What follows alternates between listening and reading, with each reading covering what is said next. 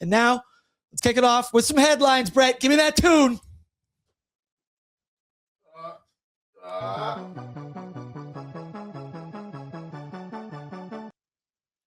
I fucking love Drake, and I will find any excuse to bring him in. I had to go so far for those two. Brought to you by Greta Bar Yank, my favorite spot in the entire city. It's going to be an unbelievable time.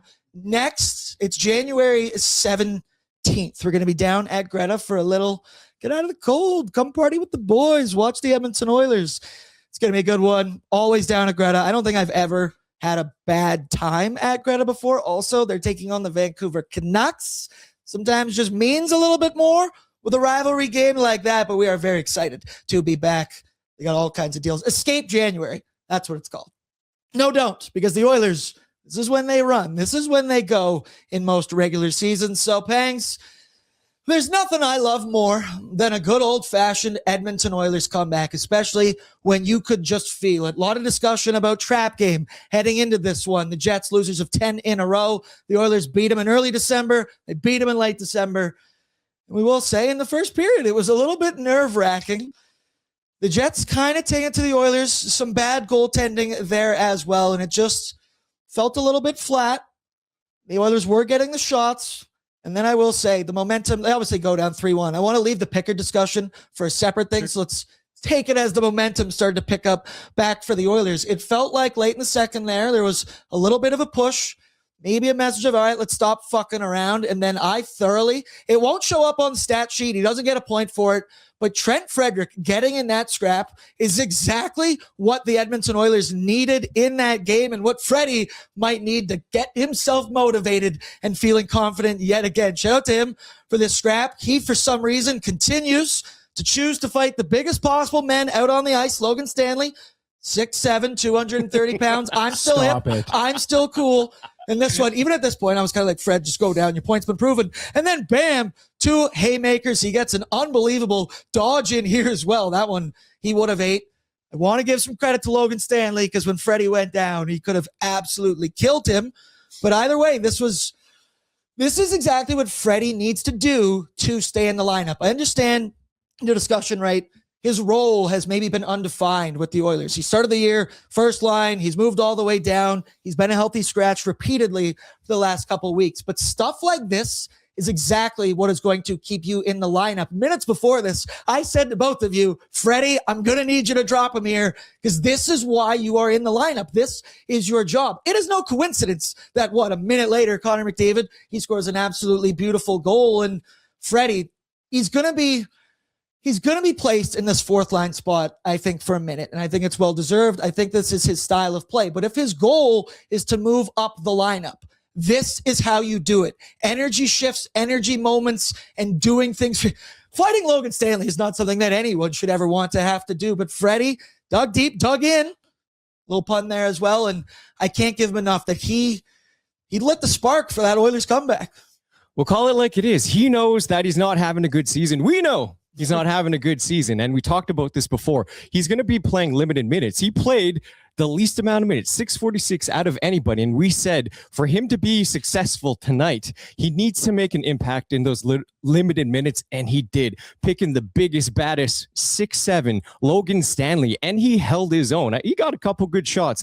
That was a turning point for the Oilers tonight. He rallied the boys, and we're looking at a W tonight. I also forgot to shout out Bet365 off the top. Yeah, you want to do that right now? Shout out 19 plus, please. Play responsibly. We got to pay the bills, boys. We got to pay the bills. Bordzy's bankroll. Oh, so close tonight. But Brett, anything on Freddie? It's kind of mostly on Logan Stanley. What a fucking ogre. That man is just an absolute. I'm trying to find it, so bear with me. That's the new buzzword because remember Mangiapane was calling Mark Kastelik an ogre? That's right. Yeah, he was. That's the new word. Yes, it's the new buzzword. But I'm trying to find this image directly from this fight here. But there's right at the end of this fight, this face from Logan Stanley is sending me into absolute nightmares. I've been thinking about this the whole time, and he's just one ugly SOB, man. Like, again, he's 6'7". His teeth protrude over his gums. He sits there. I can guarantee that he sounds like, Adam Lowry, hey, what you guys do last night? All right. I had ear garlic for dinner last. The point's been made. It's funny because I was thinking that in my head and made an active decision. I was like, you don't need to call it his teeth. You don't need to do that. They're bad. My producer's got it for me. He's picking up the slack when we need it. And then obviously, Connor McDavid, he's unbelievable. We just touched on it. I'm sure we're going to continue to touch on it, but he extends that point streak to 17 games, tying a career high. Capped off by Brett. I believe we have the goal here. Just for Connor McDavid standards, this, I guess, in the mid, maybe you could say. And this is an unbelievable move. Great feed late in the period. Final minute of the period, backbreaking one for the Jets to give up. And Leon with the great feed. Connor McDavid's offensive skill, his intangibles, the things you just cannot teach. He receives this pass from skate up to stick, completely undresses Connor Hellebuck, a very similar move to the penalty shot one he had against UC Saros. I believe Hellebuck even gets a piece of this, and it doesn't matter. It is just McDavid's world. We're living in it. This goal was massive for the momentum. You go into that second intermission, only down one. I'm sure the confidence was sky high. And how could the confidence not be sky high every single night when you watch this guy night in, night out, just completely annihilate professional athletes, NHL defenses and forwards? We talked about it. There's been a shift here for McDavid, obviously in December, that he wants to put up points. He wants to shoot the puck. He wants to score goals. But his ability to drive the middle of the ice lately has been so apparent. He is not shying away and going to the outside. He is cutting straight up the middle. Quickest way to point C is from A to or A to B is just straight shot. Kind of fuck that up.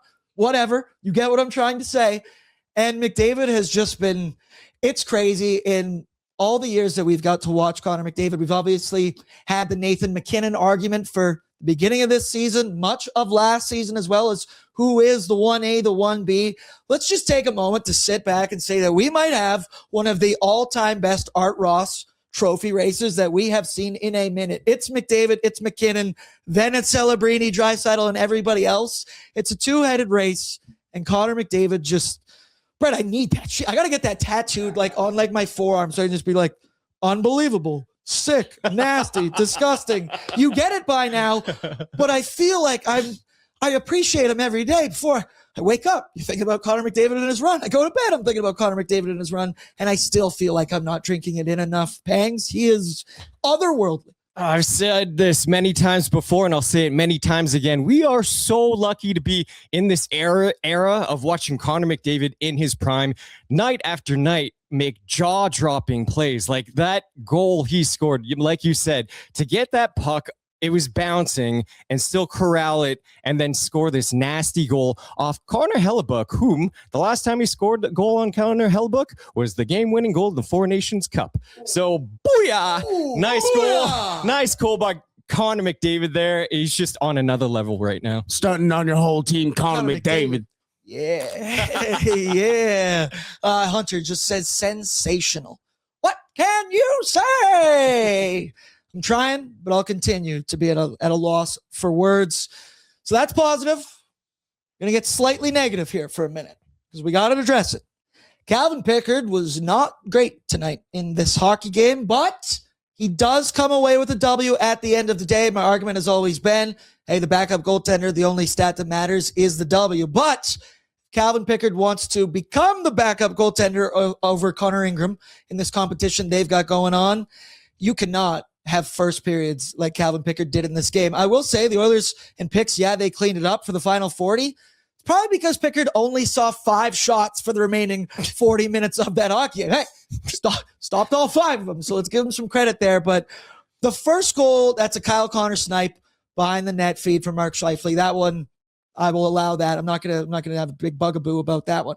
But let's pull up the second one because I thought this one was just absolutely inexcusable from Calvin Pickard. And it's something that we've talked about a lot in his Oilers tenure, the road hockey, beer league goalie type stuff, and that it never looks pretty. He's got erratic movements. He's out of his net.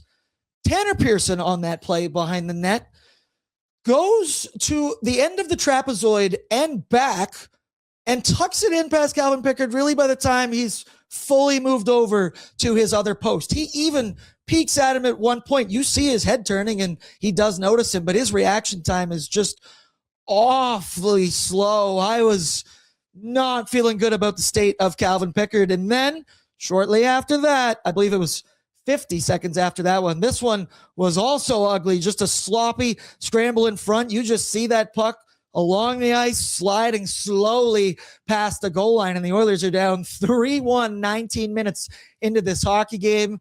I just didn't feel confident in Pickard really in any way, shape, or form. After the first period, we were sitting here and saw the discussion online. Is Chris Knoblauch going to have to yank Calvin Pickard from this game? Who are we going to see to start the second period? It was Picks. He did figure it out as it went along. Once again, only saw 5 shots, but Pangs, this competition, it's an open competition between Connor Ingram and Calvin Pickard for the backup. We saw Picks, his last performance against Philly, not great, left something to the imagination. The one before that, stopped 41 of 42 against this same Jets team. This one's tough. We talked about it on pre-gaming that Picks, he's going to have good games, he's going to have bad ones, but it just didn't look great. Still gets the W. I'm curious what the chat has to say. And Pangs, thoughts, Calvin Pickard? I mean, just on the tonight, before letting in those 3 goals, the Oilers were pouring it on. They had a 5-0 shots advantage in the first period to start. And yeah, the Jets came back, and you need your netminder to kind of weather that storm. And those 2 goals that you showed, especially, Calvin Pickard just needed to be big on one of them, and he needed to just go side to side and make what seems like a routine save by a netminder. And there are many instances tonight where I even saw point shots that popped out of rebounds, and I was like, Connor Ingram would have smothered that. So I hate to say that I'm starting to lean towards Connor Ingram just because of how sound and calm he is in the net. And yeah, Calvin Pickard put an 8-13 save percentage tonight in comparison to Connor Ingram's over 920 last game. I mean, I'm starting to lean towards Connor Ingram here. I've been leaning towards Connor Ingram. And the one thing I said to you as well, and Brett, you can tell that I think the fan base of the Edmonton Oilers here is realizing what's in front of them, and we have eyes. We're smart enough as fans, and that you can tell that the fan base is mostly moving over to the Ingram camp, because now whenever you talk about Calvin Pickard, you're not hearing everything prefaced with, well, I love Calvin Pickard, and he was great in the playoffs, and I appreciate everything he's done for us, because we did that for like a month straight. If you said anything negative, you had to say something positive first. I'm noticing way less of that, because the end of the day, sports is a what have you done for me lately type league. And especially when there's hopefully, potentially, ideally 3 healthy goaltenders for the Edmonton Oilers. One of them's got to be sent down, traded, who knows. And I don't want to see the Oilers rocking 3 goalies by any means. That would be absolutely insane.